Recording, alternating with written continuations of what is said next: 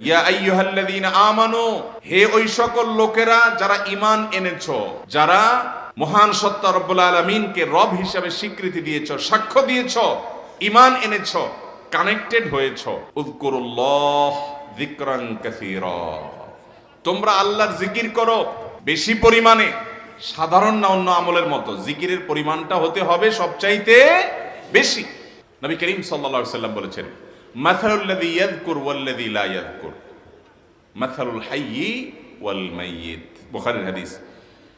যারা জিকির করে আর যে জিকির করে না, এই দুই ব্যক্তির দৃষ্টান্ত এবং উপমা হলো জীবিত এবং মৃত মানুষের মতো। যে জিকির করে সে জীবিত মানুষের মতো, যার মধ্যে আল্লাহর জিকির নাই সে হলো মৃত মানুষের মতো। কারণ তার রূহ, তার আত্মা এটা আল্লাহর সাথে কানেক্টেড না, এটা ডিসকানেক্টেড, মৃত মানুষের মতো। দুনিয়ার মানুষ তাকে জীবিত দেখছে, সে আক্ষরিক অর্থে জীবিতও বটে, হাকিকাতান এবং অন্তর্নিহিতভাবে যখন তাকানো হবে, তার এই কলব তার মালিকের সাথে কানেক্টেড না থাকার কারণে সেটা মরা। কোরআন হাদিসে যত দোয়া আছে, জিকির আছে, এগুলোর জিস্ট এবং নির্যাসটা বের করে আনা।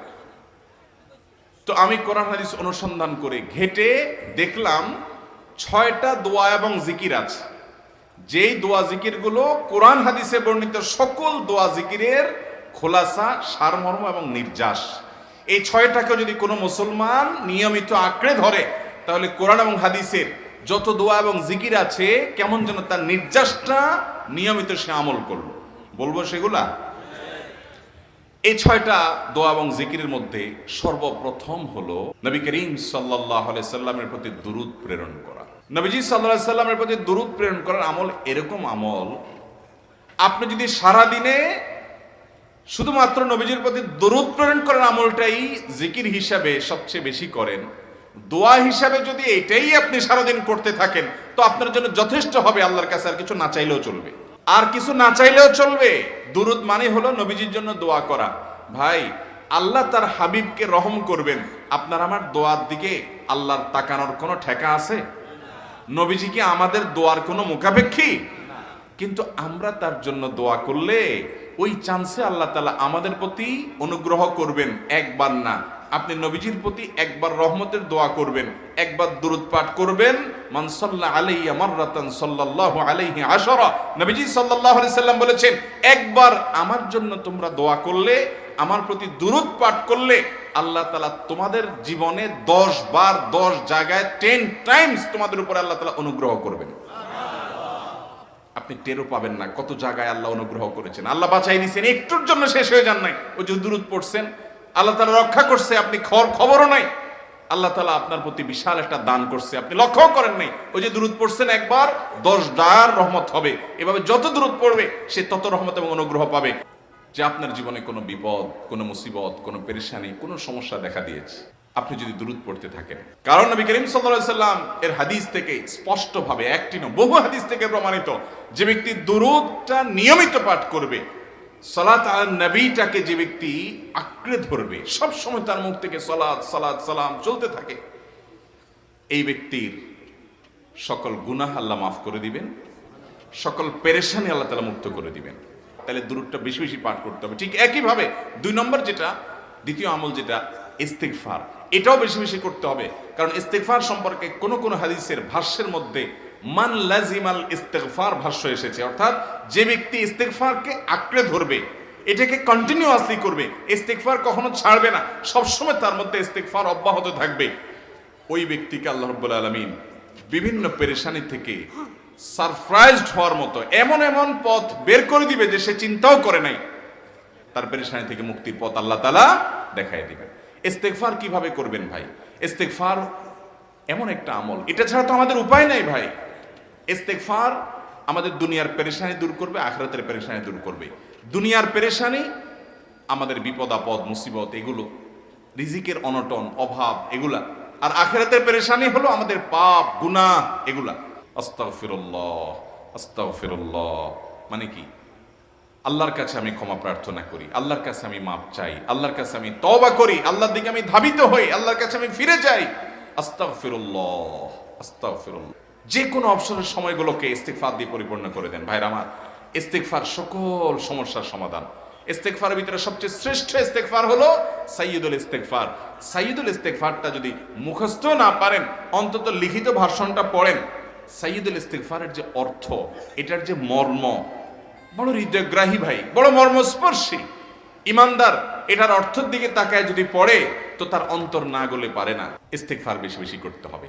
নাম্বার 3, ইয়া যাল জালালি ওয়াল ইকরাম।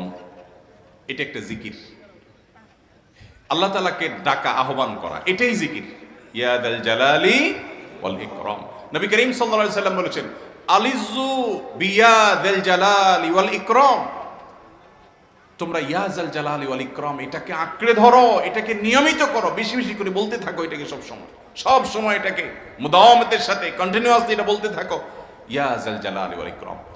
অনেক উলামায়ে কেরাম, মুহাদ্দিসিনে কেরাম ইয়া যাল জালালি ওয়াল ইকরাম কেন নবীজি এত বেশি বলতে বলেছেন, এটার মাধ্যমে আমাদের লাভটা কি, এর ব্যাখ্যা করতে গিয়ে বলেছেন, ইয়া যাল জালাল মানে হলো হে মহান মহান বড়ত্বের অধিকারী, হে জালালের অধিকারী, হে জালাল। ওয়াল ইকরাম, হে দানশীল। তাহলে প্রথম বাক্যে আল্লাহর বড়ত্বের কথা স্বীকৃতি দিয়ে প্রশংসা করা হয়, আর দ্বিতীয় বাক্যে হে দানশীল বলে আল্লাহ তাআলার কাছ থেকে চাওয়া হয় যে আপনি যেহেতু দানশীল এবং আপনি যদি মহান, অতএব আপনি আমাকে দান করেন। এটা ডাকলেই, আল্লাহকে এই বলে ডাকলেই চাওয়া হয়ে যায়।